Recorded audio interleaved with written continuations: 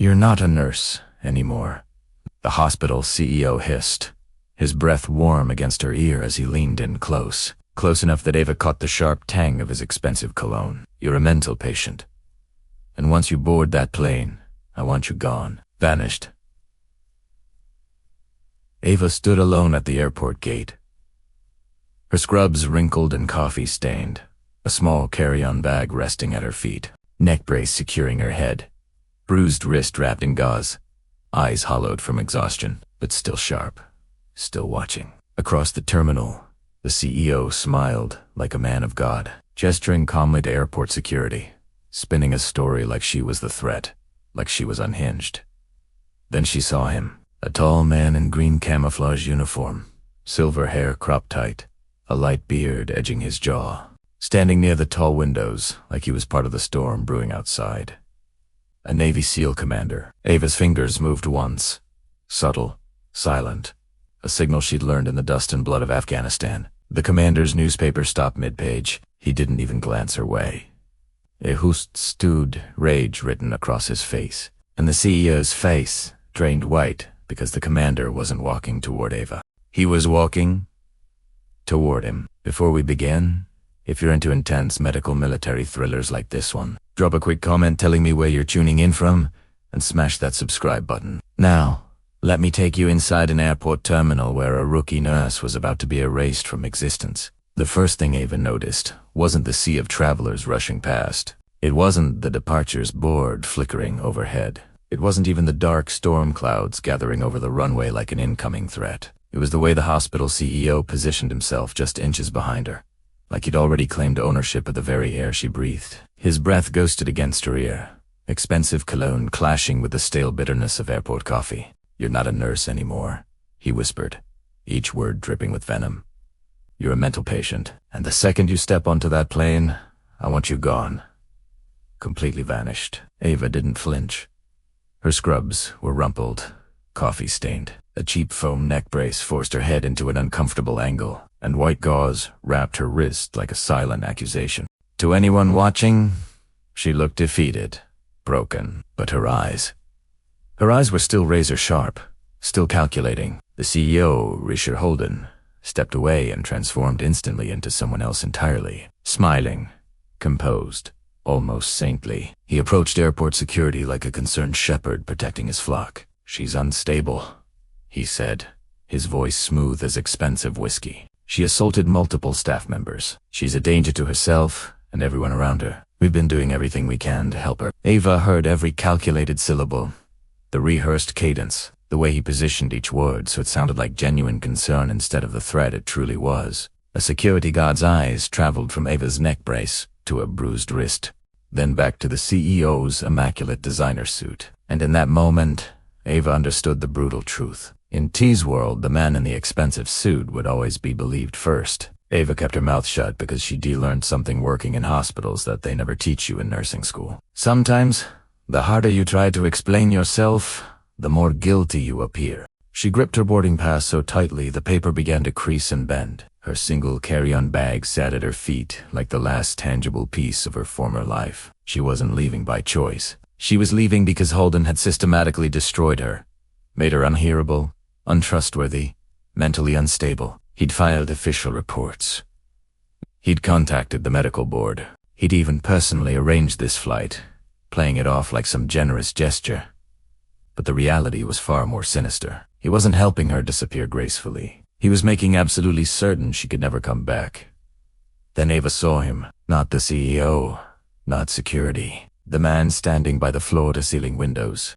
Green camouflage uniform, perfectly worn, broad, powerful shoulders, silver gray hair, buzzed military short, a light beard tracing his strong jawline. He stood with a kind of absolute stillness that somehow made all the terminal chaos feel distant and muted, like the entire world instinctively lowered its volume in his presence. He wasn't wearing formal dress blues. He wasn't seeking attention. He looked like someone who'd walked straight out of a combat zone and never quite left it behind mentally. And the strangest detail, he wasn't watching the departure gate or checking his phone. He was staring out at the approaching storm like he was methodically counting down minutes to something. A Navy SEAL commander. Ava didn't know his name, didn't know his rank, but she instantly recognized the bearing. That quiet, unshakable authority. That weight carried deep in his eyes. The kind that comes from seeing things most people never will. And for the first time in 72 agonizing hours, she felt something she hadn't experienced since Holden cornered her in that empty hospital corridor. A possible way out. Holden caught her glancing that direction and immediately invaded her space again, his voice dropping to a threatening hiss. "Don't even think about it," he whispered harshly. "You're nobody now. You're just a fired nurse in dirty scrubs. He won't help you." Ava didn't respond.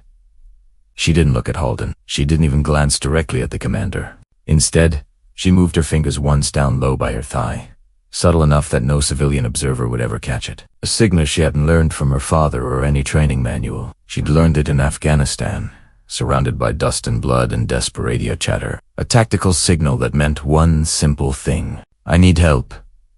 But I absolutely cannot say it out loud. The commander's newspaper stopped moving mid-page. He didn't turn his head.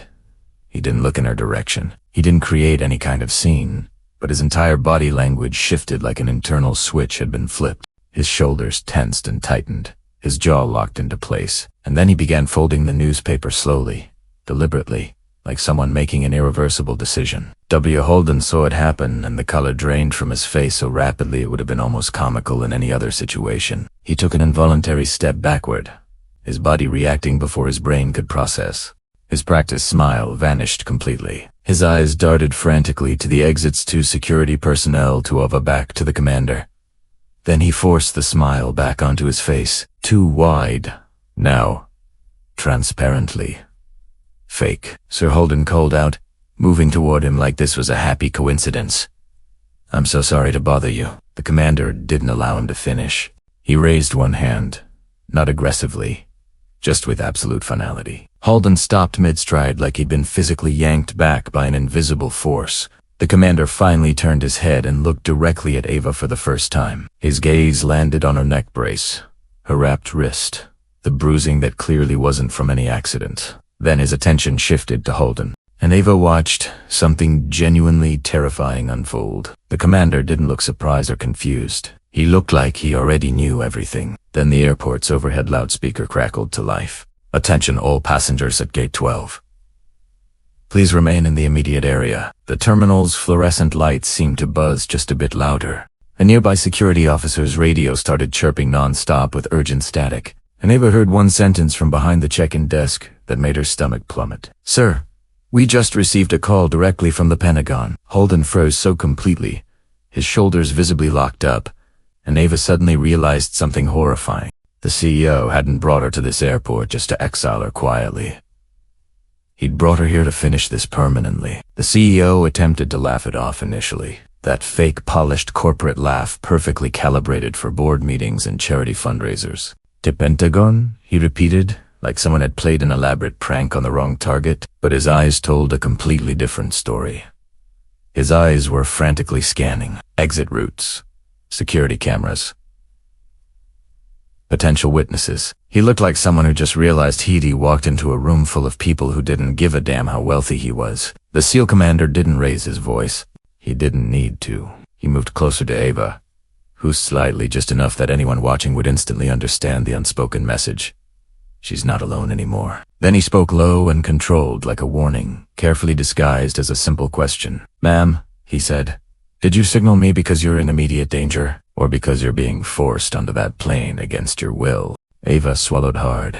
Her throat felt raw and scratched, like she'd been holding her breath for 3 straight days. "Both," she whispered. And when that single word left her lips, the commander's expression didn't soften with sympathy. It hardened like the final piece of a puzzle had just locked into place. Holden stepped forward again, moving quickly now, desperately trusting to regain control of the situation. "This is completely unnecessary," he snapped at the airport security team, then pivoted back with his artificial smile for the commander. "Sir, I'm the CEO of St. Meridian Medical Center. This woman is mentally unstable. We've genuinely tried to help her. She's been making delusional accusations. She physically assaulted staff members." Ava watched the commander's eyes flick downward just once to her injured wrist. The dark bruises, the medical gauze, the way her fingers trembled slightly as she clutched her boarding pass. Then the commander looked back at Holden and said something that seemed to drop the temperature in the terminal. "Funny," he murmured quietly. "That's exactly what they said about the last nurse who tried to report you." Holden's face twitched, a microscopic crack in his polished facade. So subtle most people would never catch it, but Ava did because she'd seen that exact crack up close in the hospital. In the administrative hallway when she attempted to file an incident report, in the CEO's corner office when she questioned why medication logs were being systematically altered, in the parking garage when he stepped aggressively into her personal space and told her she was destroying the hospital's reputation with her persistent questions. Holden wasn't afraid of the SEAL commander's military rank or authority. He was terrified of what the commander already knew. The commander gestured to a security supervisor who had rushed over. "I want this man separated from her immediately," he stated. "Right now." Holden instantly protested, his voice rising. "You can't do that. She's my employee." The commander's head snapped toward him with precision. "Not anymore," he said flatly. You made that perfectly clear." And that was the exact moment Holden finally understood. This wasn't a conversation he could charm or manipulate his way through. Security personnel stepped decisively between them, and Holden's voice climbed higher. "This is harassment. I'll call my attorney." The commander didn't even blink. "Call him," he replied evenly. "And tell him to bring bail money." Ava stood there, trembling, desperately trying to keep her expression calm and controlled. But her heart was hammering so violently, she could feel the pulse in her teeth. She'd imagined 100 different ways this confrontation could end. Not a single scenario had involved a Navy SEAL commander in combat fatigue stepping in like an immovable wall. She kept thinking the CEO would somehow flip the narrative again, make her look completely insane in front of everyone, get her forcibly dragged away in restraints. And then she heard it, a phrase she hadn't heard since her deployment in Afghanistan. The commander leaned slightly toward a nearby airport officer and spoke into the man's radio like it was the most routine thing in the world. "I need a secure room, no cameras, and I need an NCIS liaison on site immediately." The officer's eyes widened visibly. He nodded rapidly and moved with purpose. Holden heard the acronym NCIS and went visibly pale. He tried to step backward, but 2 airport police officers had already positioned themselves strategically behind him. He raised his hands in an exaggerated fake gesture of surrender. "This is absolutely ridiculous," he said, his voice cracking slightly. "I'm a hospital executive." The commander's intense gaze didn't waver. "And she's a registered nurse," he replied calmly. "But somehow she's the one wearing a neck brace." Ava felt her knees go weak beneath her. She didn't know whether to break down crying or laugh hysterically. She just stared at the commander, trying desperately to understand why a man like him would risk getting personally involved in this. Then the commander finally looked at her again and said quietly, "What's on your phone, Ava?" Her stomach dropped like a stone because she hadn't told him her name. Ava's hand instinctively went to her pocket. Her phone was there. The same phone she'd used to photograph confidential patient records, like the same phone she'd used to secretly record Holden's voice in the parking garage when he thought nobody could possibly hear him. The same phone that now held enough documented evidence to completely bury him in enough danger to bury her right alongside him. She didn't answer immediately. She just looked at the commander and realized something even more terrifying than the CEO being here at this gate. This wasn't random chance. The commander wasn't just some stranger who happened to be waiting at the same departure gate. He was here because someone had deliberately sent him. And before Ava could even formulate the question, Holden suddenly lunged forward, not at the commander, directly at Ava. His hand shot desperately toward her pocket like a starving man grabbing at food. "Give me that phone," he snarled viciously. Airport police grabbed him instantly, physically slamming him backward. Holden shouted over their grip, "She's lying. She's completely insane. She stole confidential medical records." His voice echoed across the entire terminal, turning heads, pulling out smartphones, drawing immediate attention. But Ava didn't look at the gathering crowd. She looked directly at the commander, because the commander didn't flinch at the outburst. He just said one sentence calm as approaching death. "Ma'am, you're not leaving this country." Ava's squith caught in her throat because she genuinely could tell if that meant she was finally safe, or if it meant she was about to be taken somewhere even worse. "Quick question for you. Drop your answer in the comments. If you were Ava, Would you have boarded that plane and disappeared quietly, or would you risk absolutely everything to expose the truth? Ava's boots whispered against the airport carpet. Each step a small rebellion. Her body wasn't sure it wanted to make. She couldn't recall deciding to walk, only the sensation of moving forward while something inside her pulled backward. The SEAL commander stayed at her shoulder, not hovering, not playing protector to some damsel, just present. A human shield made of silence and authority. The message radiated outward in waves step bike now. Behind them, the CEO's voice still clawed at the air. Performance art for a shrinking audience, insisting she was unstable. That classic word men in power use when women refuse to disappear. But something had shifted in his tone. The confidence had curdled. What remained was raw panic. Dressed up in a $3,000 suit, airport police guided him toward a side corridor, and Ava saw it with sudden clarity. He wasn't commanding anything anymore, just a man in handcuffs. Volume turned up to hide the fear. The security office was exactly what you'd expect. Institutional beige walls, one scarred table, 0 windows. The kind of space designed to strip away performance. No audience to play to, no shadows to hide in. The commander settled into the chair across from her and finally offered his name without the theater. Commander eyes silver threading through dark hair, a beard gone salt and pepper. Eyes that carried exhaustion the way only combat does. Not tiredness, but the weight of things seen that can't be unseen. His gaze dropped to her neck brace. You do that. Ava's hesitation lasted only a heartbeat. Then she nodded. Hayes didn't react the way most people would. No sharp intake of breath. No performative outrage. Just a slow, deliberate inhale. The sound of someone receiving information they'd already suspected. And their wrist. Ava's voice came out smaller than she wanted. Parking garage. He shoved me into a concrete pillar. Hayes looked at her phone. Show me what you've got. Her fingers trembled as she unlocked the screen. The evidence lived there in digital fragments. Photographs of medication logs someone had scrubbed clean. Screenshots of discharge orders, pushed through over physician objections, and one audio file that turned her stomach every time she heard it. Halden's voice stripped of all professional polish. You're nothing.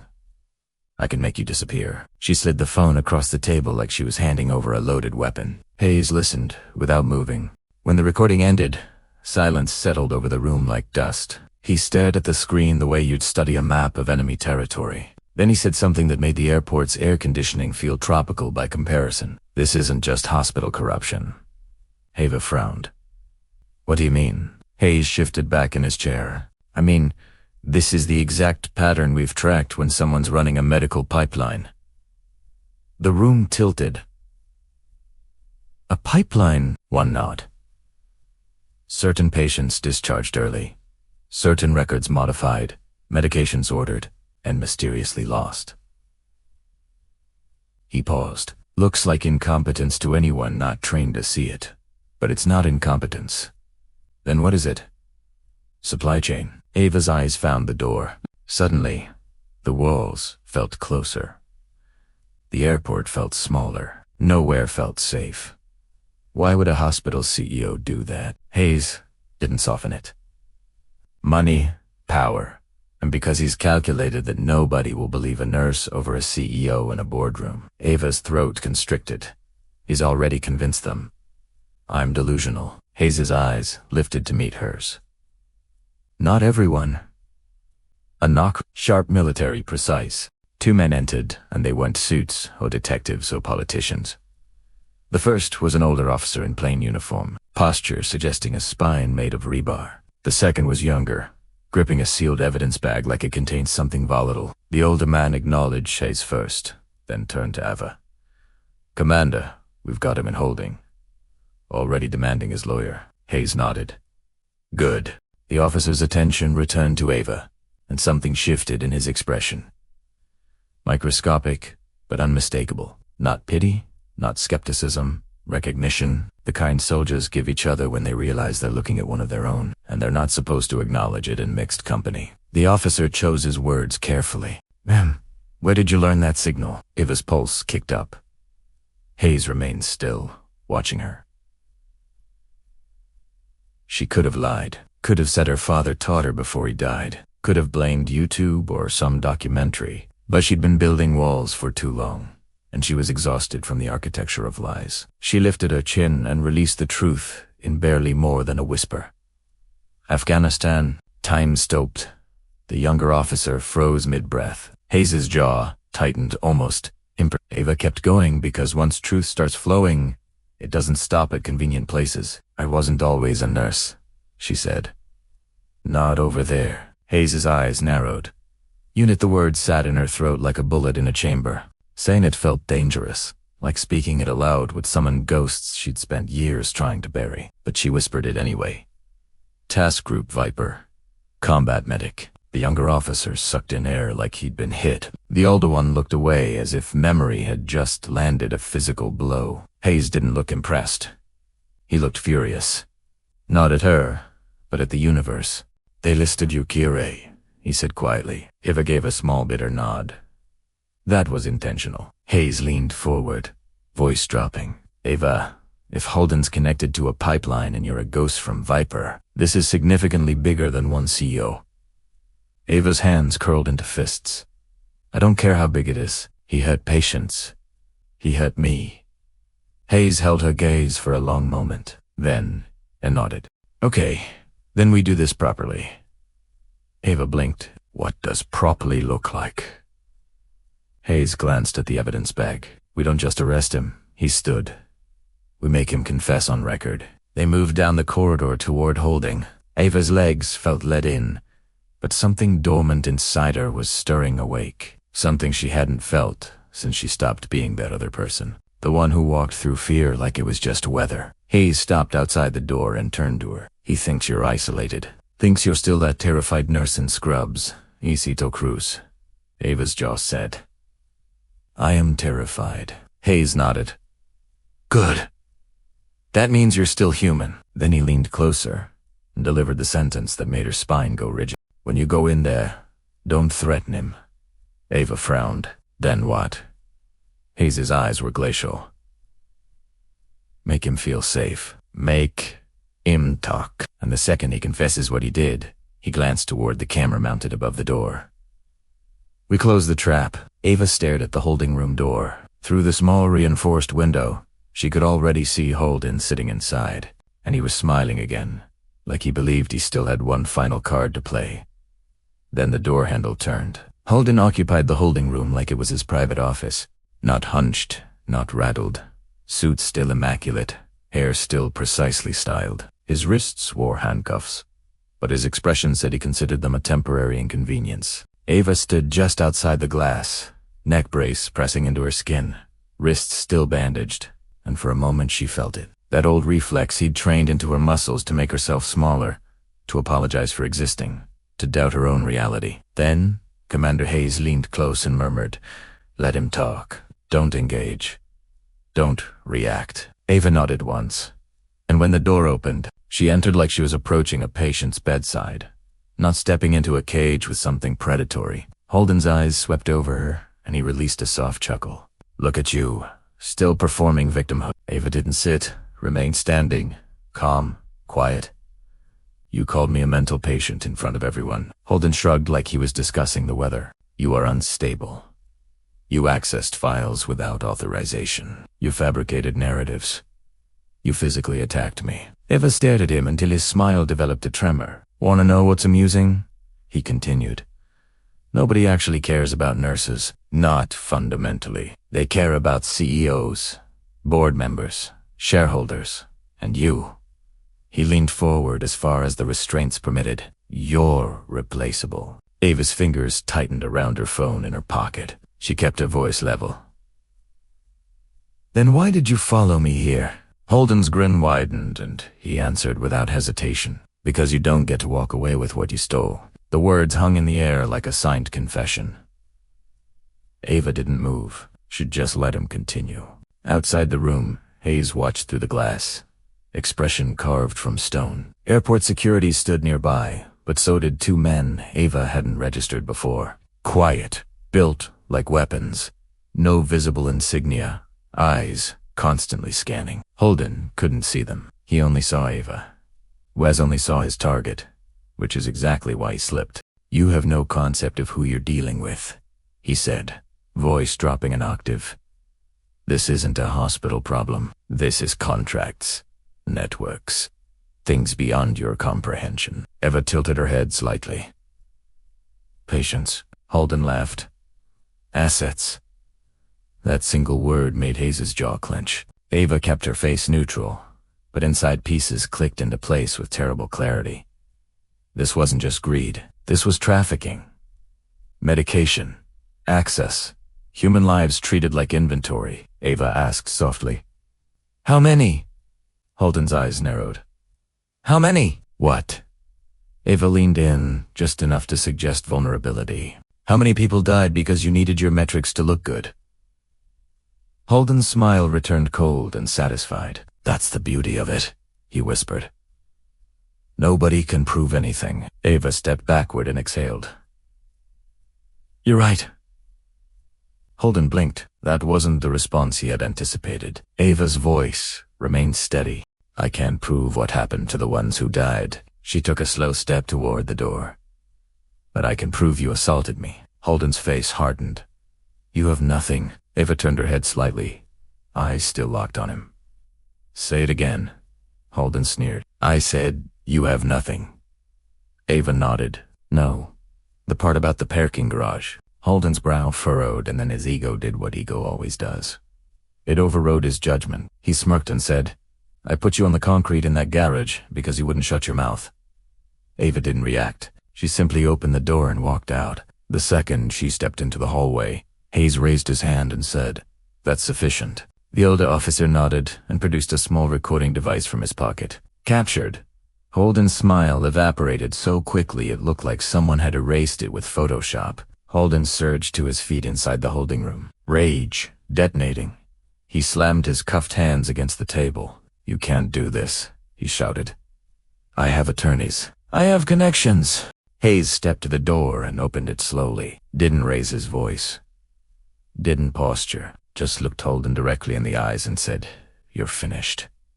Holden's face drained of color. "Who the hell are you?" he snapped. Hayes didn't answer immediately.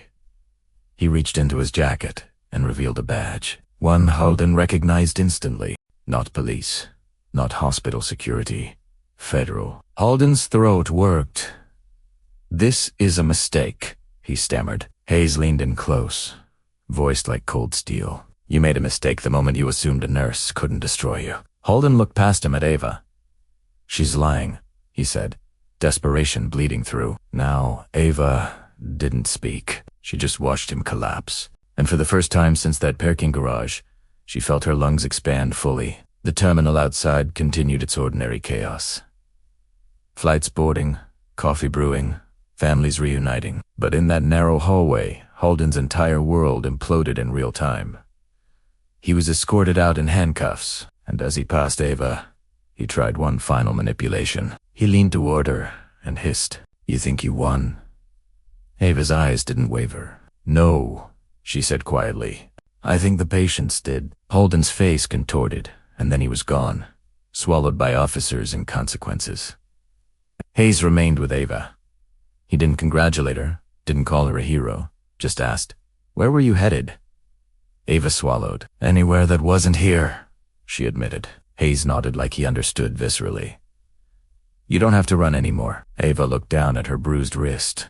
"I don't know how to be normal." His voice softened, just fractionally. "Normal is overrated. Honest is better." They sat near the windows afterward, watching the storm roll in, slow and gray and inevitable. Eva watched planes taxi and lift into the sky, and she realized she wasn't boarding hers, not because she was trapped, because she didn't need to vanish anymore. Her phone buzzed once, a known number. Hayes glanced at the screen, and his expression shifted. "It's for you," Eva hesitated, then answered. A calm, all-authoritative voice spoke from the other end. "Eva, this is Admiral Cross." Eva's blood went cold. Hayes straightened slightly. The voice continued. "You've been difficult to locate." Eva's throat tightened. "Sir," the Admiral's tone wasn't angry. It was almost relieved. "Your father would have been proud." Ava's eyes burned. She hadn't heard anyone speak her father's name aloud in years. The Admiral paused, then said, "We're bringing you in. Not as a nurse, not as a witness." Ava's grip tightened on the phone. Then, as what? The Admiral's answer came like a door unlocking, as family and as protection. Ava didn't cry in the terminal. She waited until she was alone in the small office, until the adrenaline finally drained, until her body remembered it was permitted to feel again. Then the tears came, silent, shaking, exhausted. Not because she was weak, because she'd been strong for far too long. Hayes stood at the door and didn't intrude. He just said, "You did good." Ava wiped her face and gave a small nod. "I almost ran." Hayes' voice stayed steady. "And you still came back." Ava looked out at the storm again. She didn't feel safe yet, but she felt something she hadn't felt in a long time. Seen. And if you made it to the end of this story, please subscribe. Seriously, these stories only stay alive because you're here. Drop a comment. 2. Where are you watching from? And have you ever been in a moment where everyone gave up, but you had to stay calm anyway? And hey, the next story is already loaded. If you're not feeling sleepy yet, go watch.